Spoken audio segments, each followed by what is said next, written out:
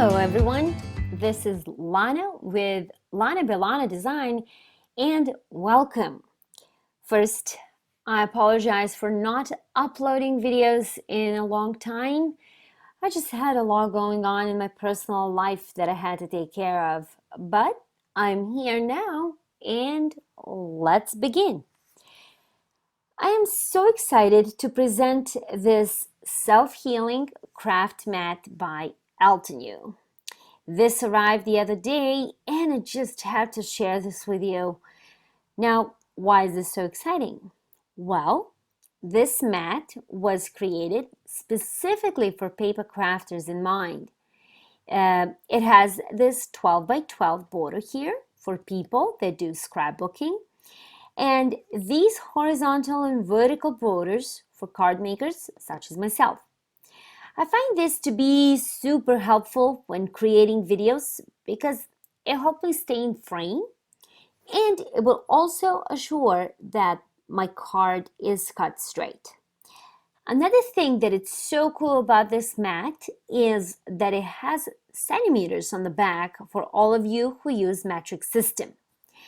Another cool thing about this is that it came in set with the silicone mat. It doesn't really move that much and the paper should grip on it nicely. This mat is heat resistant and you can safely do your heat embossing on. It is perfect for watercoloring. You can mix your colors there and of course ink blending, which I will demonstrate in a little bit. Before I start creating today's card, let me show you which direction I will be heading today. I will be making a card for a 21st birthday. I'll use my trusted Cricut machine today, again. And I'll be doing some simple ink blending, die cutting, and heat embossing. Now, if that sounds like a lot, I assure you it isn't. It'll be a quick and easy video to follow, and there'll be a lot of nice and cool tips that you can use for your card making or paper crafting along the way. So let's begin. So the first thing I'm going to do is turn to my trusted Cricut machine. I'm going to create Blackjack with a Jack of Spades and an Ace of Spades. I'm just adjusting the settings, loading my pen and my mat, and go. For all of you folks out there who are not familiar with Blackjack, Ace of Spades and a Jack of Spades are 21, which is the best hand in Blackjack. I am so very pleased with my Cricut machine and I love how it can put my designs to life in no time. And done. Super easy and quick. I am back at my desk and this is my design. The next thing I am going to do is put some life into this by adding some Copic coloring. I'm using R29, Y19, and 110. Just some simple basic coloring with no blending because playing cards do not really have any shading to them. I would like my design to look as realistic as possible. Another thing that you can do is glue some real playing cards to this design. Okay, well, this is just a thought. I like to do my stuff from scratch, but if you don't feel like creating these cards, you can most definitely just glue some real playing cards and be done. Okay, my coloring is done now, and the next step is die cutting. Now, this is the highlight of today's video. I realized that I don't have a big stamp that says congratulations or congrats and that I would like to use as a sentiment on my card. But I found this die in my stash and it is actually a perfect size. So I'm just simply going to create a stamp using this die and a piece of craft foam. A craft foam, the color of your craft foam really doesn't matter. All you have to do is simply put that craft foam in your die through a die cutting machine, and your stamp will be created in no time.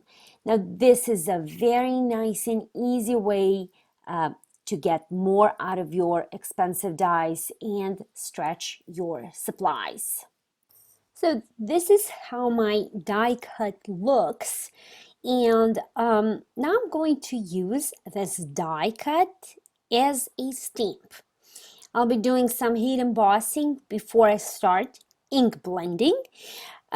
This is a super cool technique simply because the inks do not color embossed images, and it is always much better to heat emboss first and then do ink blending over it.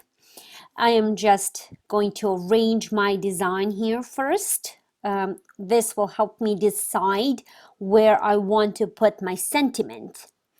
Once I have everything the way I like, I'm going to put some removable adhesive on the back of my die cut so I can use it in my Misti. I'm using removable adhesive by Tombow Mono, and this will help me with double stamping.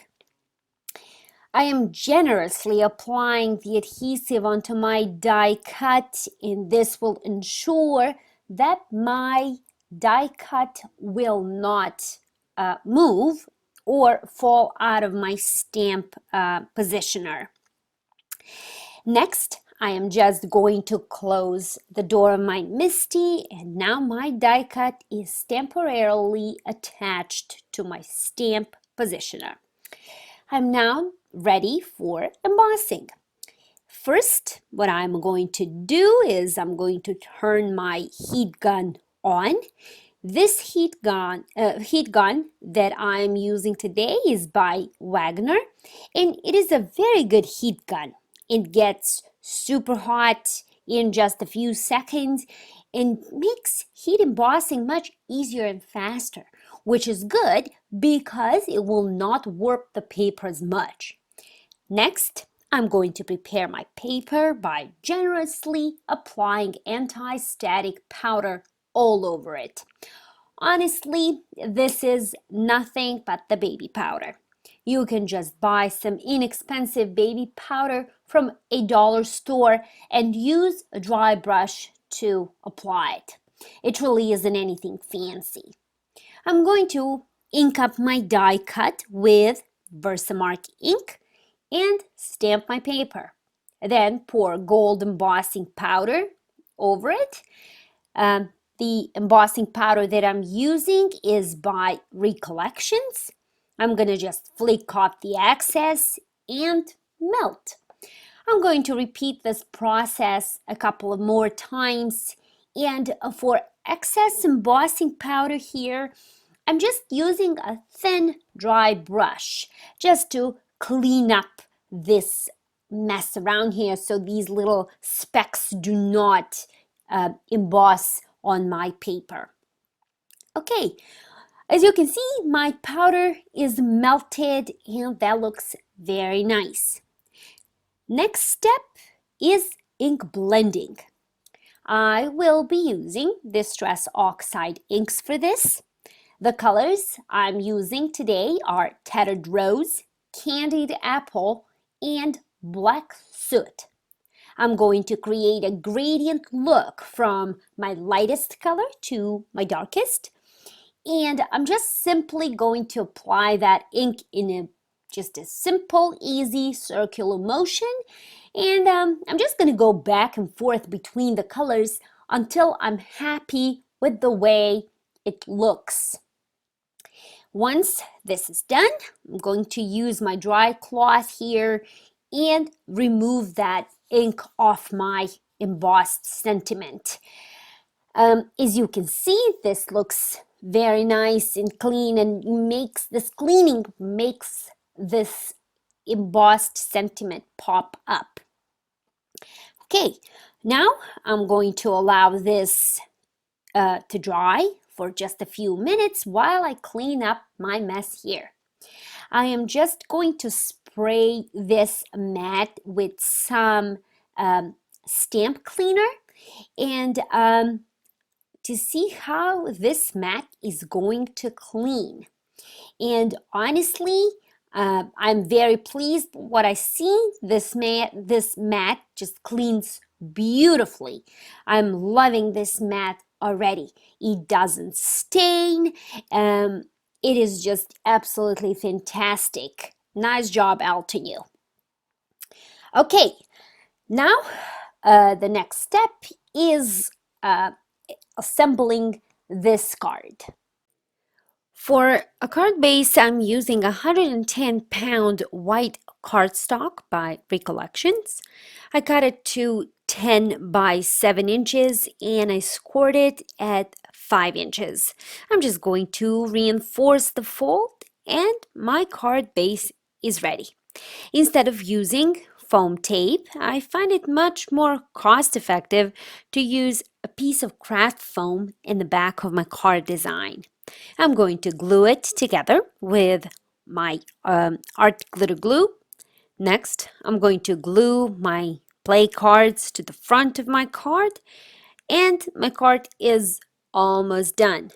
I just realized that my card is somewhat plain, and to give it a little more interest, I'm going to fill in the spades with some glossy accents by Ranger. And to move it around better, as you can see, I'm using my little stylus tool. When using glossy accents in your projects, I suggest you leave it overnight to dry. At least that is what I like to do, just to be safe. And I'm done. It seems to me that the glossy accents truly gave this card some life. I know it doesn't look like a lot, but somehow it just completes the card. And that is it for today. I hope you like today's card and today's design, and I hope this inspires you to recreate this card or do something similar. All the products that I used in today's video are listed below in the description box. Please feel free to leave a comment or ask a question if you have any. I will be more than happy to reply. Thank you so much for watching, and I will see you soon in the next video. Bye!